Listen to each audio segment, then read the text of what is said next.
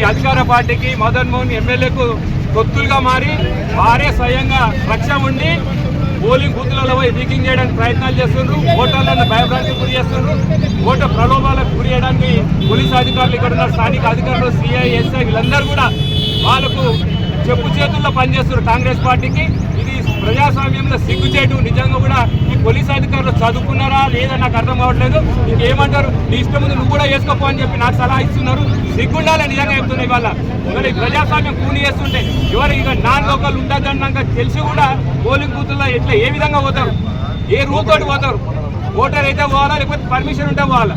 ఏ permission లేకుండా police అధికారులే తీసుకుపోయి అల్లుని స్వాగతం పలుకుతున్నారు. నిజంగా కూడా ఇది సిగ్గుచేటు. ఇలా ఎల్లారెడ్డి ప్రజలందరూ కూడా చూస్తూ ఉన్నారు. ఎల్లారెడ్డి కాదు, యావత్ తెలంగాణ ప్రజలు కూడా గ్రహిస్తుంది. అరాచక కాంగ్రెస్ పరిపాలన తొలగాలని చెప్పి మరి మున్సిపల్ ఎన్నికల్లో మరి ఎందుకంటే వన్ వేగా ఎల్లారెడ్డిలో బీఆర్ఎస్ కారు గుర్తు గెలవబోతుందని చెప్పి భయభ్రాంతులు చేసి వాళ్ళ పిఏలు వాళ్ళ గుండాలను తెచ్చి ఎక్కడికైనా తెచ్చి ఇక్కడ హైదరాబాద్ భయభ్రాంతులకు గురి చేస్తారు, కొట్టిపిస్తున్నారు. అది పోలీసులతో లాఠీ చార్జ్ చేస్తారు. ఎవరైనా మా వాళ్ళు నలుగురు నిలబడితే వాళ్ళని కొడతా ఉన్నారు. బూత్ల కాడ నిలబడట్లే. ఇదేనా ప్రజాస్వామ్యం?